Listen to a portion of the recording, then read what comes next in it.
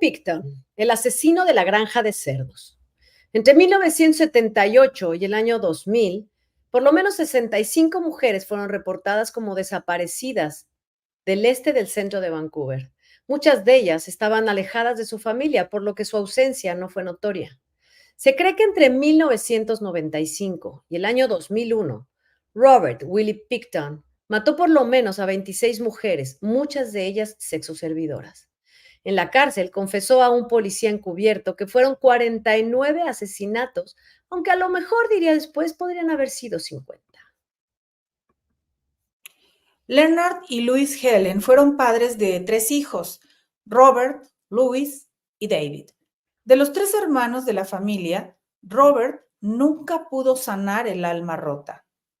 La familia Picton tenía una granja dedicada a la crianza y venta de cerdos en Port Coquitlam, Columbia Británica, a unos 27 kilómetros del este de Vancouver. La única hija mujer fue enviada a vivir con unos parientes a Vancouver, pues Robert y Louise consideraron que la granja no era un buen ambiente para ella. En cambio, los otros 2 hijos, David y Robert Picton, por el contrario, comenzaron desde muy pequeños a trabajar en el negocio familiar.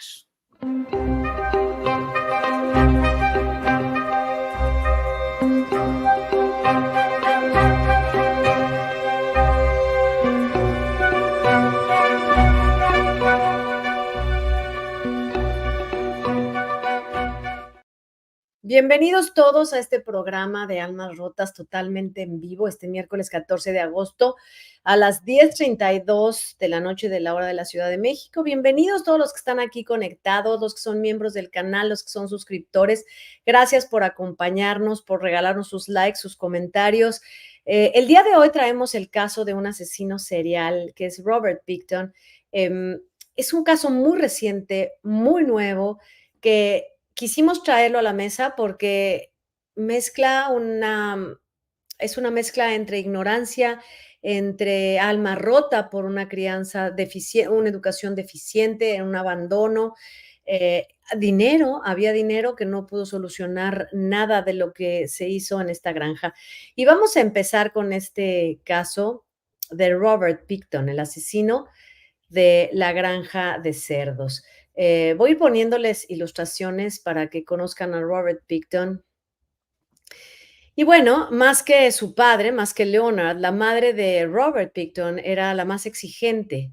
Era prácticamente una mujer adicta al trabajo. Llegaba a poner a los cerdos muy por encima del bienestar de sus hijos. Los obligaba a trabajar por horas en la granja, mucho más de lo que debe trabajar un menor de edad. Luis no tenía tiempo, precisamente por esta adicción que tenía al trabajo, no tenía tiempo de supervisar la higiene de sus hijos, de hacer tareas con ellos, de verlos desarrollarse armónicamente. Así que muy seguido David y Robert asistían a la escuela con la ropa sucia, apestando a estiércol, y esto les valió el apodo de los cerditos apestosos. Los 2 niños no percibieron este descuido de Luis como un abandono, al contrario, Robert era un hijo muy apegado a su madre, em, muchísimo más que a su padre Leonard, a quien describió como un hombre abusivo. Cuando Robert llegó al segundo año, reprobó, lo quitaron, lo mandaron a una clase especial.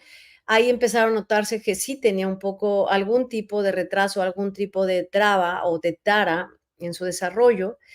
Y bueno, estando en la granja a los 12 años, decidió adoptar un ternero.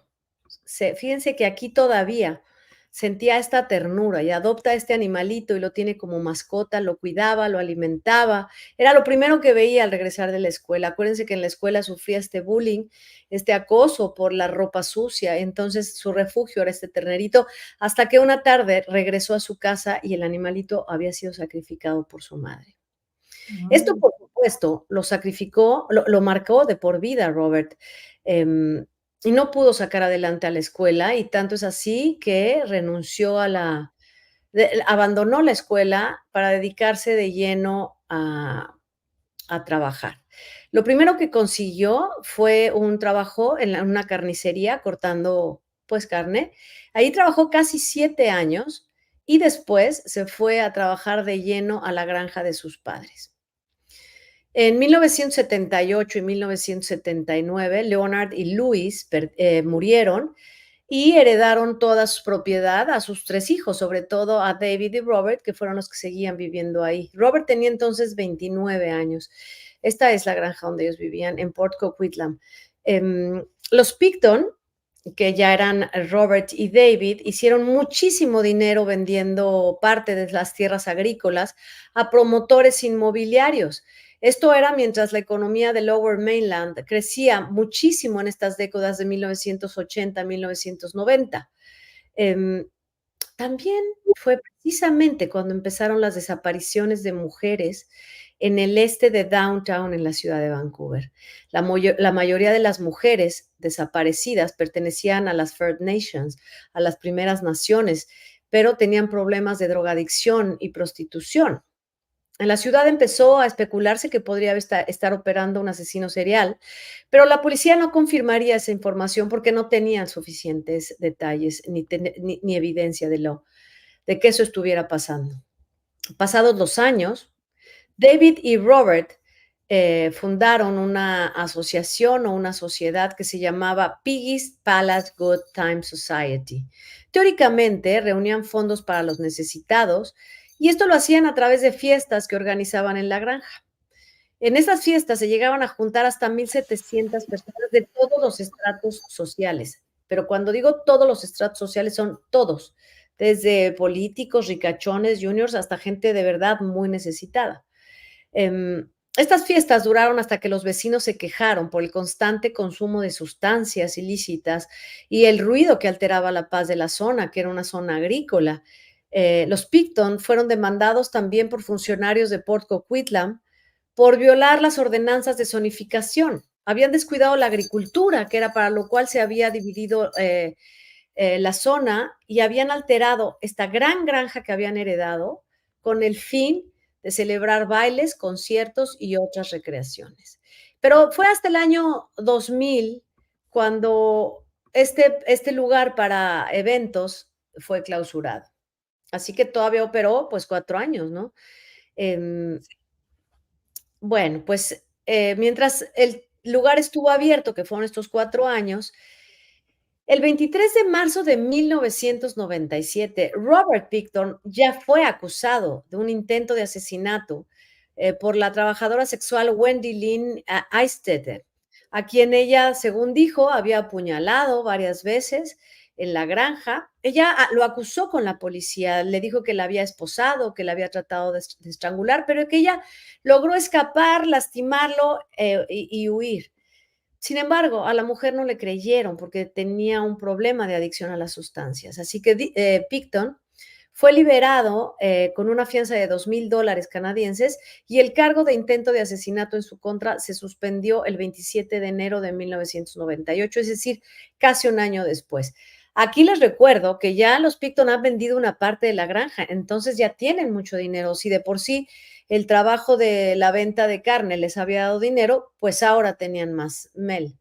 Sí, exactamente es lo que estoy viendo en esta narración que nos estás platicando, que ellos, por el hecho de tener dinero, seguramente eran poderosos en esa sociedad o por lo menos tenían cierto respeto, aunque haya pasado esto o en ese lapso haya pasado esto de que los acusan de hacer muchas fiestas y curiosamente ellos habían formado o habían creado una fundación, o sea, como que tenían cierto respeto, me parece, en esa sociedad, porque hacen esta fundación supuestamente sin fines de lucro, aunque luego haya esta discrepancia, sí, pero hacen fiesta y hacen escándalo, pero se suponía que era un buen fin.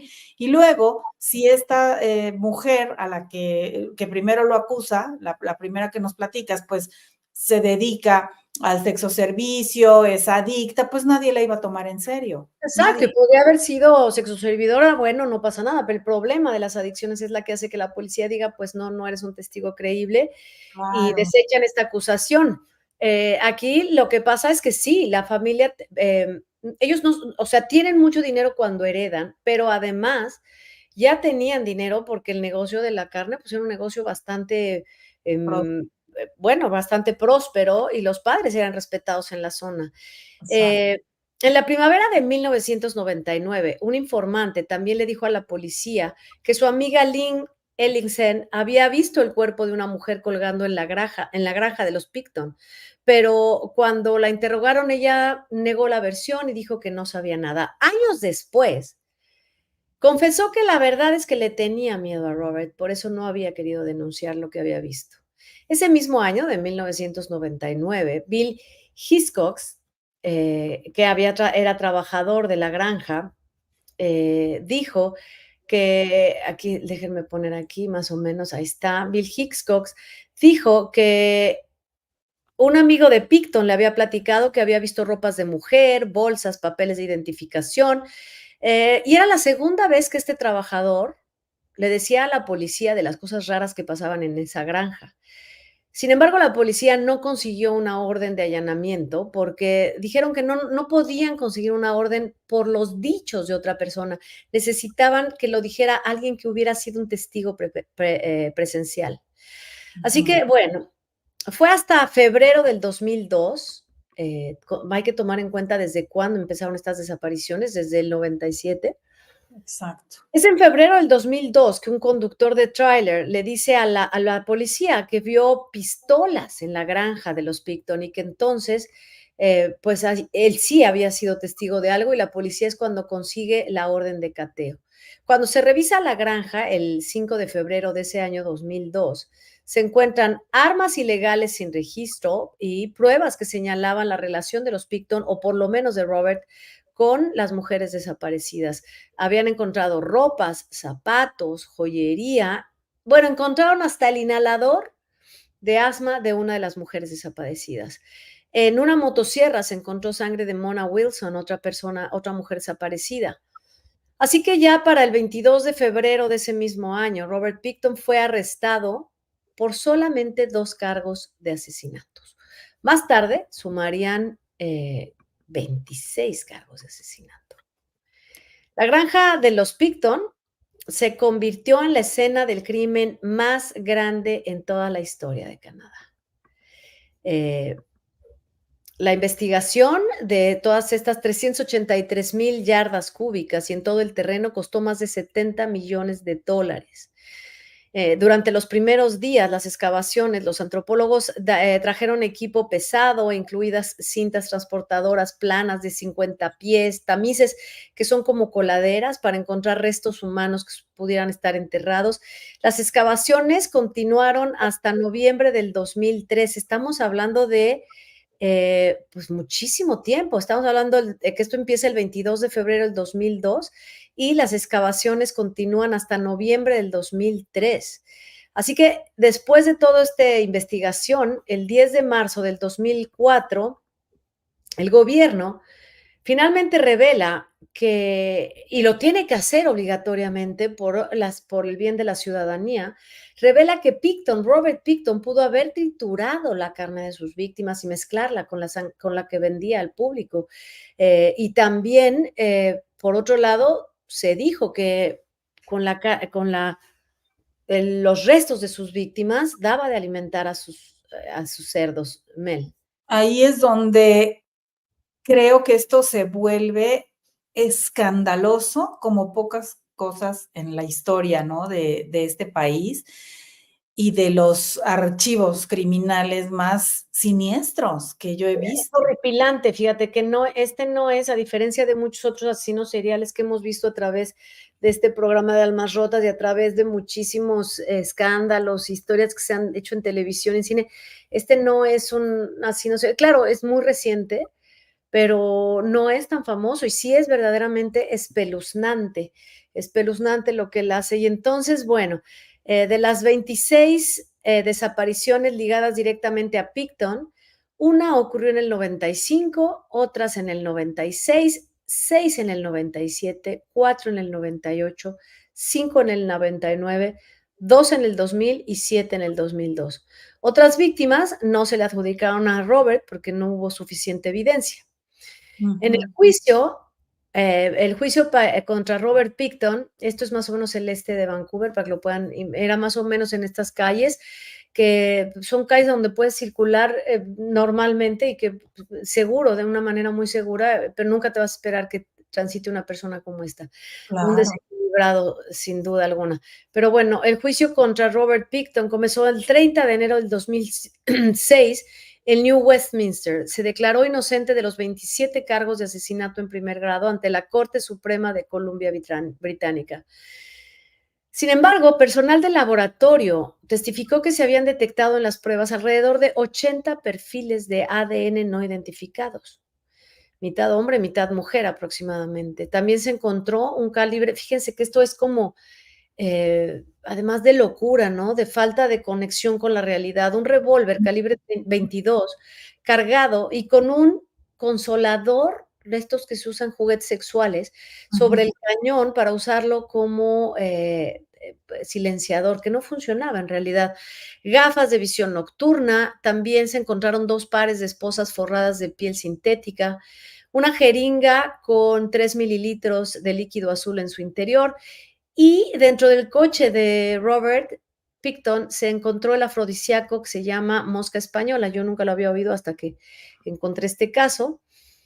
Y entonces, dentro del juicio, en una de las grabaciones en donde se escucha a Picton, afirma haber hecho este silenciador con este juguete sexual improvisado, pero pues la policía decía, por supuesto, esto no tiene que haber funcionado realmente. Otro amigo de Picton, Scott Chubb, dijo que Picton le había dicho que una buena forma de matar a una mujer adicta a la heroína era inyectarle líquido limpiaparabrisas. Ese puede haber sido el líquido azul que dijeron que encontraron entre sus cosas, ¿no?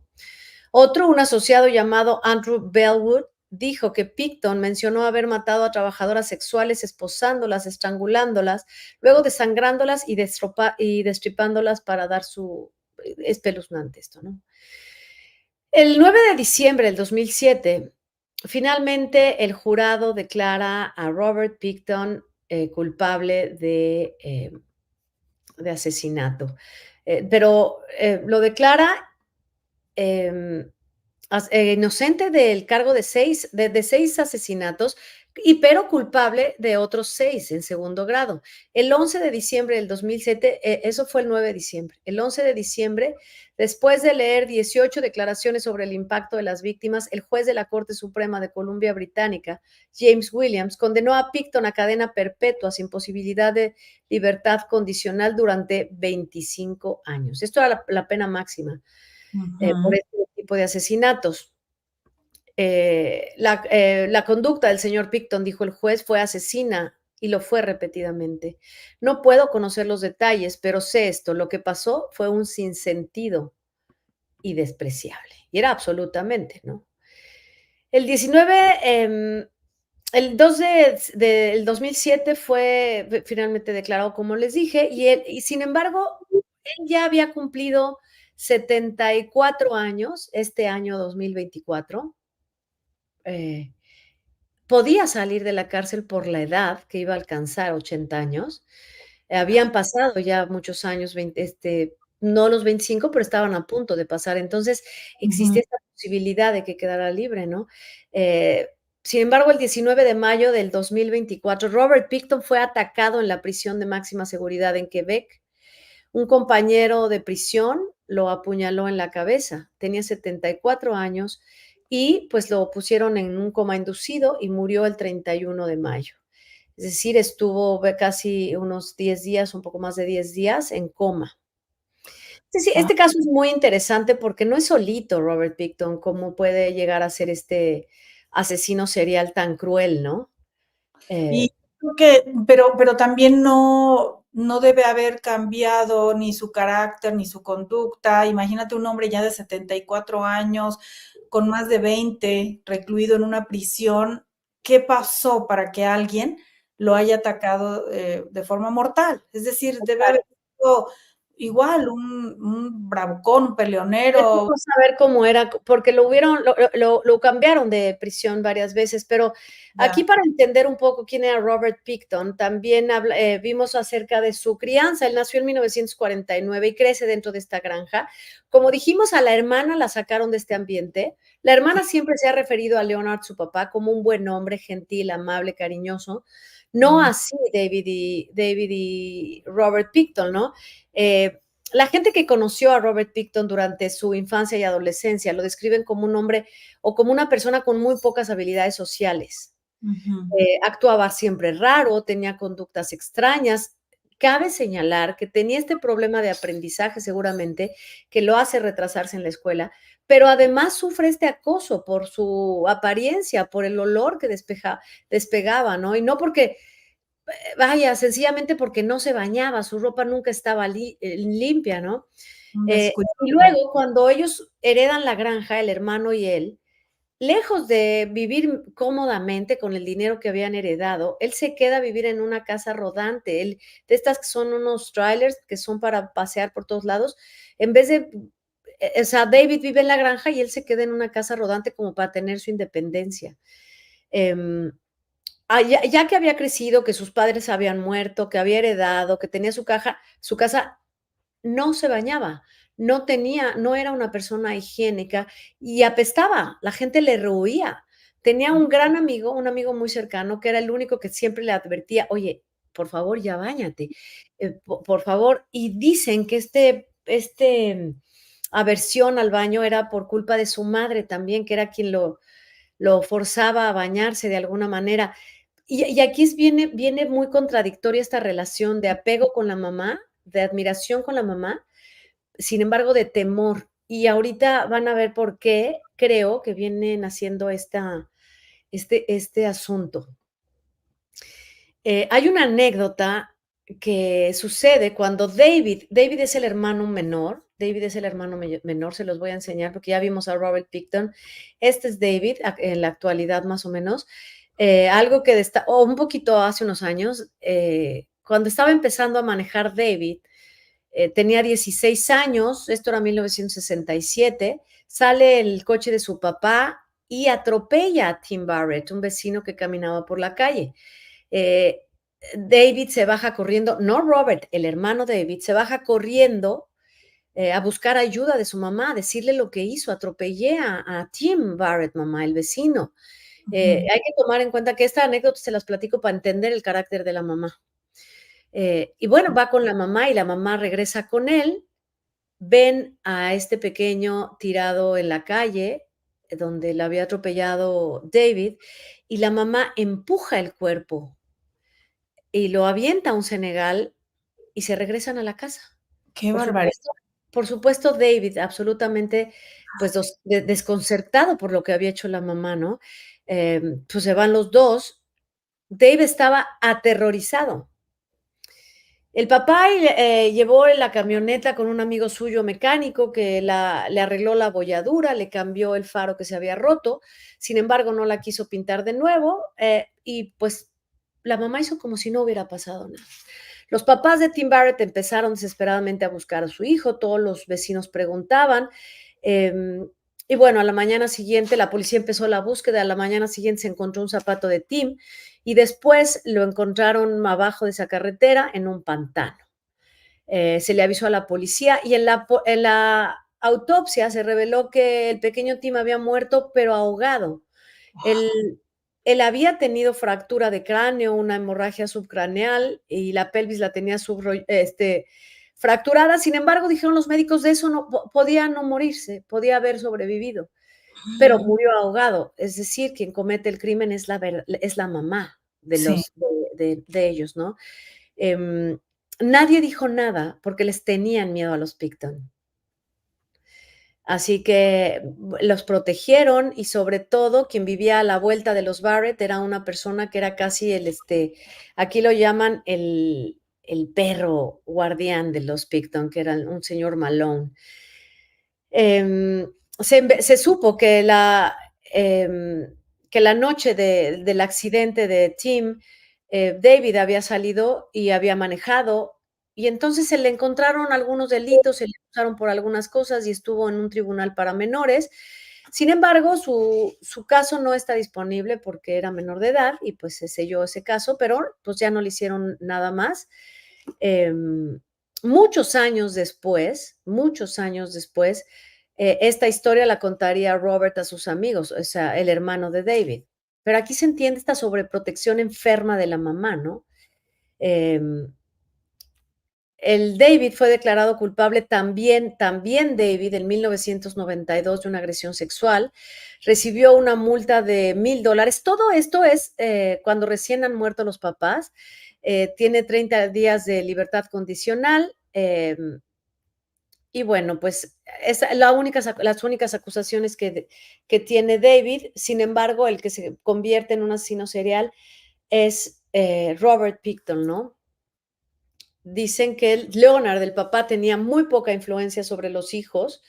Sin embargo, dice Russell McKay, que era un soldador y vigilante judicial retirado, que había otras historias que decían que Leonard había sido especialmente violento con Robert, precisamente con Robert, con su hijo el débil, el que reprobó año, el que le mataron a la ternerita. En fin, ahí está la diferencia con Luis Linda, la hija, que habla de su padre como si hubiera sido un gran hombre. Y esa es la historia de Robert Picton, este hombre que, pues, el juez lo dice, es un sinsentido lo que él hace, pero hay que entender un poco el pasado. Jamás, nunca en la vida justificar lo que este hombre hizo, por supuesto, un criminal, un desalmado, pero se entiende que no tiene ningún tipo de orientación y vive el abandono de la madre de alguna manera. ¿Cómo lo ves, doctora Mel? Ay, pues además de muy, muy perturbador, porque además cuando describías toda la escena de investigación, el tiempo que tardó esa investigación, lo mucho que costó, los descubrimientos macabros que se fueron dando, de verdad es escalofriante. Pero sí es importante este rastreo que estás haciendo de la historia familiar y de, bueno, de la historia, sí, de su desarrollo, porque inmediatamente que empezamos a ver el caso y me comentabas al respecto de él, pues yo pensaba en este común denominador que tiene que ver, pues obviamente, con una psicopatía para que alguien sea capaz de hacer este tipo de cosas. Pero, ¿de qué tipo de situación hablamos? Y entonces, en la suma de todos los factores que tú estás diciendo, es un niño buleado, es un niño que tiene esta ambivalencia como entre control y a la vez descuido por parte de la madre. Y Ujú. entonces hay una relación, como dices, entre apego, pero también rencor. Eso nos podría dar muchísimo luz sobre el por qué precisamente los crímenes eran contra mujeres que se dedicaban al comercio sexual y demás. Y entonces pienso que definitivamente él debe ser una persona portadora o debió ser una persona portadora de un trastorno de personalidad antisocial. Ese Exacto, ándale. ese trastorno, que ya lo hemos explicado varias veces acá, igual y podríamos verlo de nuevo un poco si quieren, pero tiene que ver con no pensar y no detenerse ante ninguna posible consecuencia de sus actos y sobrepasar cualquier límite. Y eso que decías de la mamá es importante porque me daría la impresión que la mamá también tendría este trastorno. Y esa es una de las causas precisamente del trastorno de personalidad antisocial, que los padres, alguno de los familiares de primer grado lo hayan tenido. Cuando la madre hace esto con la víctima del accidente de Dave, está demostrando eso, no le interesa la vida de una persona, no se baja a ver, oye, a lo mejor está bien, a lo mejor podemos llamar a la ambulancia, sino simplemente deshacerse del problema, lo que provoca realmente que sí pierda la vida, que de otra manera quizá no. Entonces, ella es una mujer importantísima en toda esta historia y que puede el hijo haber heredado esto, lo puede haber modelado porque lo ve. Y luego otra cosa que señalabas, Lupita, que es, ya se habían dado cuenta que él tenía problemas de aprendizaje o de rendimiento Sí. escolar o algo pasaba. Bueno, pues hay un dato también de que si los niños desarrollan un trastorno de conducta y un trastorno por déficit de atención con hiperactividad o no, antes de los 10 años, también es más probable que desarrollen el trastorno de personalidad antisocial cuando sean adultos. Mira, qué importante.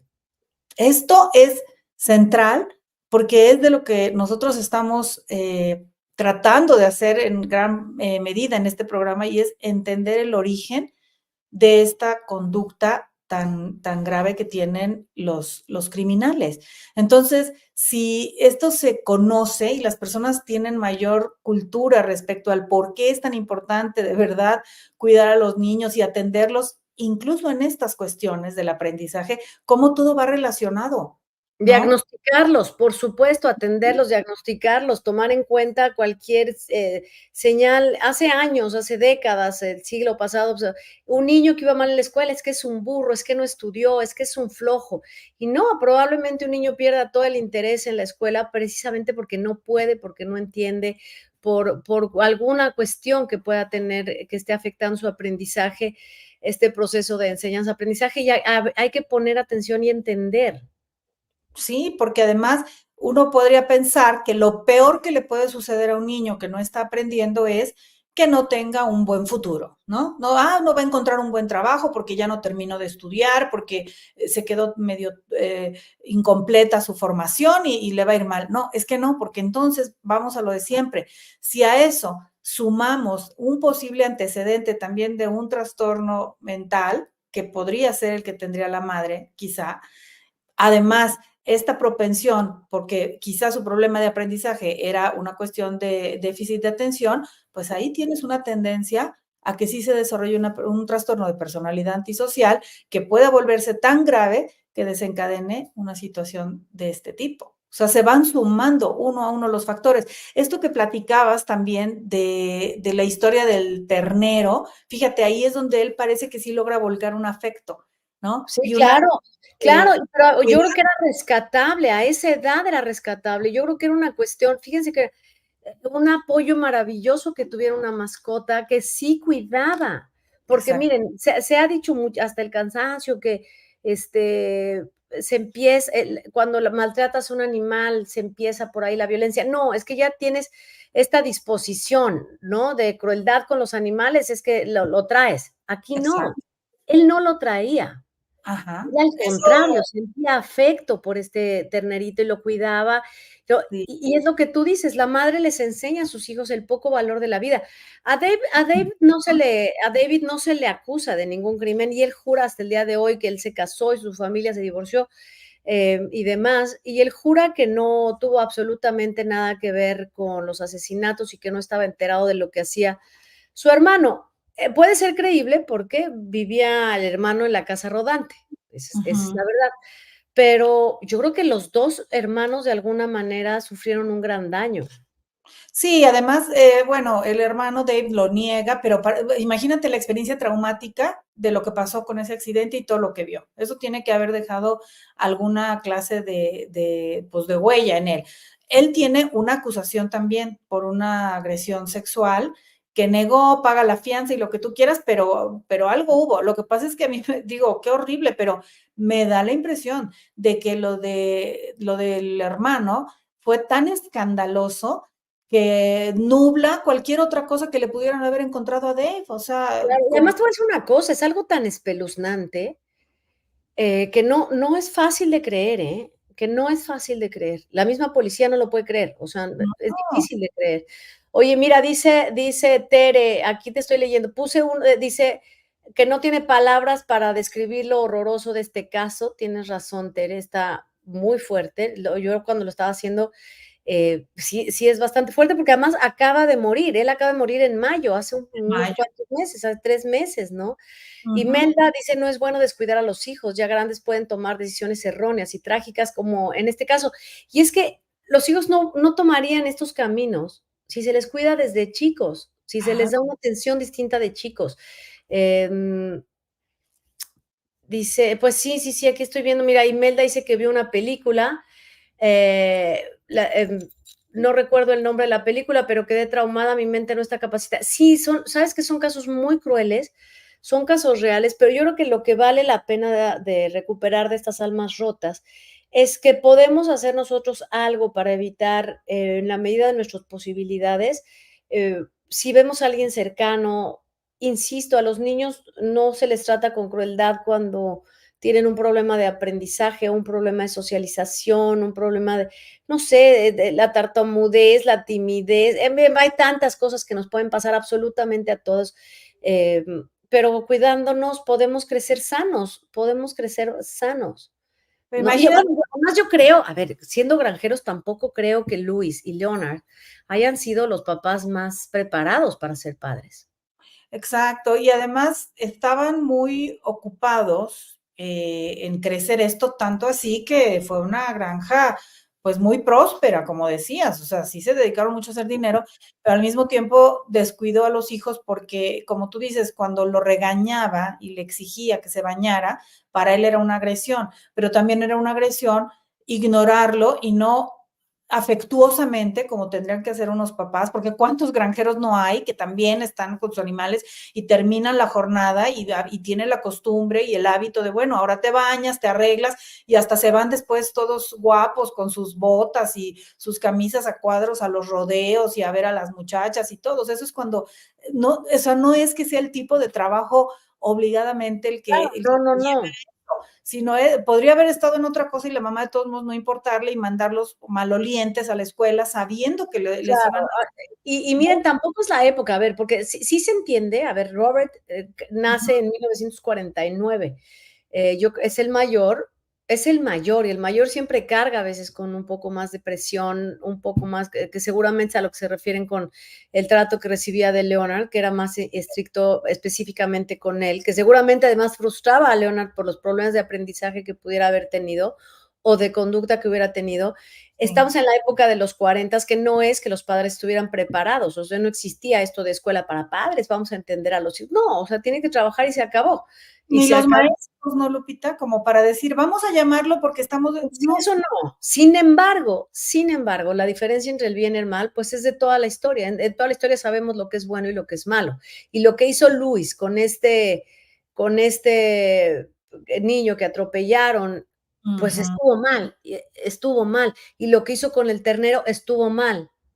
sí, Eso no necesitas una escuela para padres para saber que estabas haciendo algo mal. exactamente, ándale. Y eso del ternero es importante, vuelvo ahí un momento, porque como bien dices tú, él tenía ya ahí un objeto de afecto donde podía tener un intercambio emocional que no tenía con nadie más y que es muy valioso. Por eso las mascotas, lo que sea, son siempre tan positivas para los niños y desde luego para cualquier persona de la edad que sea.